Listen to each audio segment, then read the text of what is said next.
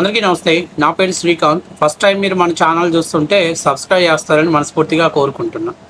ఇక విషయంలోకి వెళ్తే జోగి రమేష్ కుటుంబం మీద తాజాగా ఒక కేసు నమోదైంది. ఈ కేసు నమోదు చేసింది ఎవరో కాదు, ఆయన కోడలు. అంటే జోగి రాజీవ్ గారి సతీమణి గారు మేఘన గారు ఆయన మీద కేసు నమోదు చేశారు.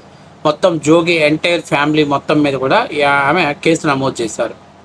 అసలు ఏంటి విషయంలోకి వెళ్తే 2025 మే 28న జోగి రాజీవ్కు ఏదైతే ఖమ్మం జిల్లాకు చెందినటువంటి మేఘనా గారితో వివాహం జరిగింది.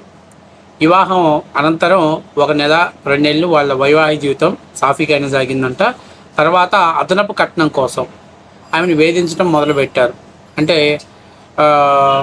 ఇంకా డోరీ ఎక్కువ కావాలి నాకు అది ఇదని చెప్పేసి ఇబ్బంది పెట్టడం జరిగిందంట.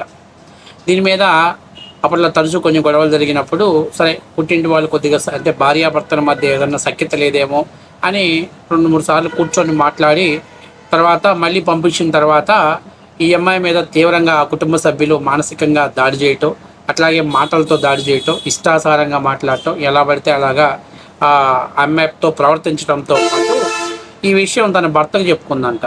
అతను ఏం చెప్పాడంటే, అంటే ఆ ఎఫ్ఐఆర్లో రాసింది చెప్తాను, నేనేం చూసి చెప్పట్లేదు. మళ్ళీ వాళ్ళలాగా వైసీపీ నాయకుల్లాగా నాకు హైలీ ఇన్ఫర్మేషన్ ఆ వ్యక్తి చెప్పాడు నేను అనట్లేదు. కానీ ఎఫ్ఐఆర్లో రాసింది ఏందా అని అంటే తన భర్తకు చెప్పిందంటే ఏమంటే ఇట్లాగేనంటే ఇవన్నీ నీకు తప్పాలంటే నాకు ఇంకొక 5 కోట్లు అదనపు కట్నం కావాలని చెప్పేసి అడిగారంట.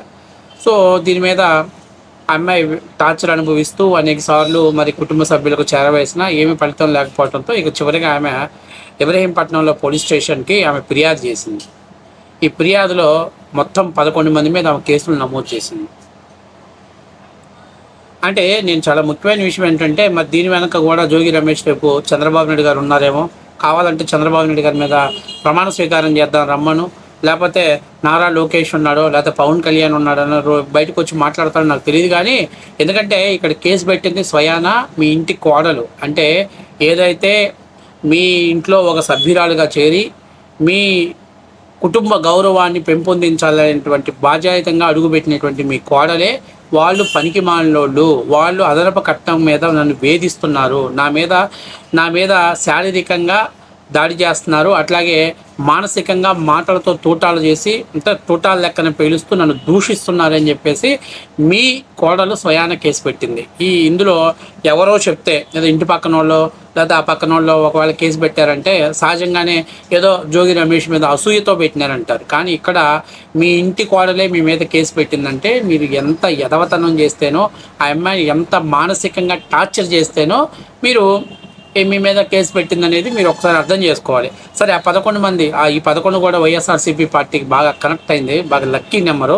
ఇప్పుడు సోషల్ మీడియాలో ఇదే పెద్ద ఎత్తున హల్చల్ జరుగుతుంది. దీనికంటే ముందు ఇంకొక వీడియో ఏంటి అంటే జోగి రమేష్ కుమారుడి వివాహానికి జగన్మోహన్ రెడ్డి ఆశీర్వదించాడు. ఆయన వచ్చి ఆ మిడ్డ పైన ఉన్నప్పుడు కింద మొత్తం వైసీపీ కార్యకర్తలంతా ఒక హంగామా సృష్టించారు. సో అప్పట్లో ఏమన్నారంటే ఈ హంగామాకు తాలూకా దిష్టి దరిద్రమేమో పాపం మనకు తగులుకుందని చెప్పేసి మాట్లాడుతున్నారు. అట్లాగే ఇంకొంతమంది అయితే అన్న దీవిస్తే అంతే ఏదైనా 1 yearలో ఫటాఫట్ అవ్వాలని జగన్మోహన్ రెడ్డి గారు చెప్తున్నారు. కానీ దాన్ని కూడా నేను యాక్సెప్ట్ చేయలేదు. ఎందుకు చేయనంటే వివాహాలు జరుగుతాయి, విడిపోవటాలు సరే, మనుషులు వ్యక్తిత్వాలు మధ్య ఎలాంటి ఇబ్బందులు ఉంటాయనేది ఎవడేం చేయలేడు. సో వాళ్ళకి వీళ్ళలాగా నువ్వు 2 పెళ్ళిళ్ళు చేసుకున్నావు, 3 పెళ్ళిళ్ళు చేసుకున్నావు. నేను కూడా ఎందుకు మాట్లాడినంటే ఇప్పుడున్నటువంటి జనరేషన్లో ఇద్దరు భార్యాభర్తల మధ్య సఖ్యత లేనప్పుడు మ్యూచువల్ అండర్స్టాండింగ్ మీద విడిపోతున్నారు, మళ్ళీ ఇంకొక వివాహం చేసుకుంటున్నారు. ఇవి సహజంగా జరుగుతున్నాయి. కాబట్టి ఇప్పుడున్నటువంటి జనరేషన్ అనుకూలంగా వాళ్ళు పోతున్నారు. కాబట్టి దాని గురించి నేను పెద్దగా మాట్లాడదలుచుకోవట్లేదు. వీళ్ళలాగా అలాంటి పదాలు కూడా నేను వాడిన. కానీ అయితే ఇక్కడ చాలా ముఖ్యమైన విషయం ఏంటంటే ఆ మెన్షన్ చేసినటువంటి దాన్ని 11 మంది మీద ఆమె కేసు నమోదు చేసింది. ఆ 11 మంది సభ్యులని వాళ్ళందరూ కూడా వాళ్ళ మీద చీటింగ్, అలాగే డోరీ అంటే అధిక కట్నం కావాలని వేధించడం, గృహహింస ఇలాంటి చట్టాల కింద వాళ్ళ మీద కేసులు నమోదు చేసింది.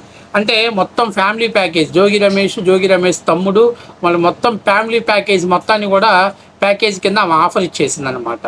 మరి ఇంతమంది మీద ఫ్యామిలీ మీద పెట్టాలని నిజంగా ఏదో రకంగా ఆమెని వ్యక్తిగతంగా హింసిస్తేనే కదా ఆమె కేసులు పెట్టగలిగింది, లేకపోతే ఆమె ఏదైనా టార్చర్ అనుభవిస్తేనే కదా కేసులు పెట్టగలిగింది. లేకపోతే ఏదో జోగి రమేష్ మీదో, లేకపోతే జోగి రమేష్ భార్య శకుంతల గారి మీదో, లేకపోతే రాజీవ్ మీదో, లేకపోతే వాళ్ళ తమ్ముడి మీదో, లేకపోతే వాళ్ళ మరదలు ప్రియాంక మీదో వీళ్ళ మీద పెట్టేవాళ్ళే. కానీ ఇలా కాకుండా వాళ్ళ తమ్ముడు భార్య, వాళ్ళ పిల్లలు, మళ్ళీ వాళ్ళ పిల్లల మీద కూడా ఆమె కేసులు నమోదు చేసిందంటే మరి వీళ్ళందరూ ఎంత మానసికంగా ఆ అమ్మాయి మీద దాడి చేసి ఉంటారో, ఎంత మానసికమైనటువంటి క్షోభ ఆ అమ్మాయి అనుభవించిందో అనేటువంటిది ఇక్కడ మనం అర్థం చేసుకోవాలి. ఇక్కడ చాలా ముఖ్యమైన విషయం ఏంటంటే వీళ్ళు పెళ్ళి అయినటువంటి 1 నెల 2 నెలల మధ్యనే వీళ్ళిద్దరి మధ్య గ్యాప్ వచ్చేసిందంట. మరి ఆ గ్యాప్ గల కారణం ఏంటి, ఎందుకు వచ్చింది? గ్యాప్ కేవలం డోరీ సమస్య, లేకపోతే వైవాహిక జీవితంలో ఏదైనా ఇబ్బందికరమైన పరిస్థితి ఏర్పడిందా? ఏది ఏమైతే మొత్తం మీద జోగి రమేష్ ఇప్పుడు దాకా బయటకు వచ్చి తెగ మాట్లాడే జోగి రమేష్ జీవితాల్లో కూడా ఇలాంటివి ఎమ్మెల్యేలైనా మినిస్టర్లైనా వాళ్ళకి ఈ ఏదైతే ఈ కుటుంబంలో ఈ డోరీ అంటే మగపిల్లాన్ని కన్నామంటే మనకు కట్టం ఎక్కువగా వస్తుంది కళ్ళగనేటువంటి సంస్కృతి పోలేదనేది మనం కూడా అర్థం చేసుకోవాల్సిన పరిస్థితి. ఇంకా చాలా ముఖ్యమైన విషయం, ఈ నేపాలి మా జోగి రమేష్ ఎప్పుడైనా బయటకు వస్తే చంద్రబాబు నా మీద కక్ష కట్టాడు, నారా లోకేష్ నా మీద కుట్ర చేశాడు, పవన్ కళ్యాణ్ నన్ను టార్గెట్ చేశాడు, ఇలాంటి సొల్లు మాటలు చెప్తుంటాడు. ఇక్కడ టార్గెట్ చేయడానికో, కక్ష కట్టడానికో, లేకపోతే నీ మీద కేసులు పెట్టడానికో ఇవాళ బయటకు వచ్చి కేసు పెట్టింది నీ ఇంట్లో కోడలు, బయట వాళ్ళు ఎవరో కాదు. ఇంట్లో కోడలు కేసు పెట్టిందంటేనే ఎంత దిక్కుమాలినటువంటి పరిస్థితిలో ఉన్నారో. మీరు వైసీపీ నాయకులు ఇప్పుడు చాలామంది ఏమంటున్నారంటే వీళ్ళ కుటుంబాలు వీళ్ళకి సక్కంగా లేవు, వీళ్ళు పెద్ద పోటుగాల్లాగా బజార్లోకి వచ్చి మిగతా వాళ్ళ గురించి మాట్లాడుతున్నారని చెప్పి సోషల్ మీడియాలో ఇది పెద్ద ట్రెండింగ్ అవుతుంది. అంతేకాకుండా గతంలో వీళ్ళు మాట్లాడినటువంటి మాటలు కూడా ప్లే చేస్తా ఇంత ఇంత యూజ్లెస్ ఫెలోస్ వైసీపీ నాయకులు ఇళ్లలో కోడళ్ళు అంటే బయట నుంచి వచ్చిన కోడళ్ళు అంటే అంత చులకనా భావంతో చూస్తారా అని చెప్పేసి కూడా సోషల్ మీడియాలో పెద్ద ఎత్తున సటైర్లు వేస్తున్నారు. సరే, ఇప్పుడు ఎవరెవరి మీద ఏం కేసు పెట్టిందయ్యా అని అంటే తన భర్త రాజీవ్తో పాటు అత్తమామలైనటువంటి జోగి రమేష్, శకుంతల, అట్లాగే మరిది రోహిత్, ఆడపడుచు ప్రియాంక, అలాగే జోగి సోదరుడైనటువంటి రాము మరియు ఆయన సతీమణి, అట్లాగే ఆయన కుమారులైనటువంటి రాకేష్, పండు, అలాగే రాకేష్ బావమర్ది స్వామి, ఆయన భార్య రమ్య, అలాగే స్వామి కుమారుడు సంతోష్, ఇలా మొత్తం 11 మంది మీద ఆమె కేసు నమోదు చేసింది. వీళ్ళందరూ కూడా బహుశా ఇబ్రహీంపట్నంలో జాయింట్ ఫ్యామిలీ ఎట్టుకుంది, అందరూ కలిసి ఉంటారేమో. మరి కలిసి ఉండే క్రమంలో ఈ అమ్మాయి బయట నుంచి వచ్చిన అమ్మాయి రిలేటివ్ కాకపోవటం వల్ల ఈ అమ్మాయి మీద ఏదైనా కొద్దిగా బాగా ఒత్తిడి చేయటము, లేకపోతే అదనపు కట్నం తెమ్మని చెప్పటము, లేకపోతే మరే ఇతర సమస్యలు కానీ మొత్తం మీద ఈ అమ్మాయి ఆ కేసు నమోదు చేసింది. ఇప్పుడు సో వివిధ సెక్షన్స్ కింద అంటే గృహహింస చట్టం కింద వ్యాఖ్యానించడం కదా కేసు నమోదు చేశారు. ఇప్పుడు నేను లాయర్ రజనీ లాంటి నేను ఏమడుతున్నానంటే మొన్న రాయపాటి శైలజ గారిని ఏదో నిలదీసావు కదా, ఇప్పుడు పోయి జోగి రమేష్ని కాలర్ పట్టుకొని ఆ చెంప ఈ చెంప పళ్ళు రాలగొడతావా? లేకపోతే మా వైసీపీ కార్యకర్తే కాబట్టి, మా వైసీపీ నాయకుడే కాబట్టి నేను ఏముందులే వివాహాలు అనేవి సహజంగానే ఉంటాయి, కట్నాల కోసం కేసులు సహజంగానే నమోదవుతాయి, లేకపోతే ఇంకా ఇది కూడా మర్చిపోయి దీని వెనకాల పవన్ కళ్యాణ్ గారు కుట్ర ఉంది, పవన్ కళ్యాణ్ గారు ఉసుగొలిపారు, పవన్ కళ్యాణ్ గారు హామీ ఇచ్చిన తర్వాత ఆమె కేసు పెట్టింది, ఇలాంటి డబ్బా డైలాగులు ఏమైనా చెప్తావా అనేది ఇంక రేపు వెళ్ళిన సాక్షిలో చూడాలి. ఎందుకంటే నిన్నటిదాకా చాలా మంది వచ్చారు రాష్ట్రంలో చంద్రబాబు ముఖ్యమంత్రి అయ్యేంత వరకు మహిళలకు రక్షణ లేదని. ఇవాళ సాక్షాత్తు జోగి రమేష్ ఇంట్లో వాళ్ళ కోడలే, ఇంట్లో వాళ్ళు వెధవలు నన్ను అదనపు కట్నం కోసం వేధిస్తున్నారు, నా మీద గృహహింసకు పాల్పడుతున్నారు, అట్లాగే నన్ను మానసికంగా హింసిస్తున్నారు, గదిలో నిర్బంధించేసి నా మీద దాడులు చేస్తున్నారు అని చెప్పేసి ఆమె కేసు పెట్టిన తర్వాత ఇవాళ వైసీపీలో ఉన్నటువంటి ఉర్దు కళ్యాణి కావచ్చు, ఆర్కే రోజా కావచ్చు, వీళ్ళందరి నోట్లకి ప్లాస్టర్లు వేసుకున్నారు. ఇంక రేపు ఇంకా 4 రోజులు మాట్లాడరు, 4 రోజులు ఈ సమస్య మీద అసలు నోటు తెరపరు.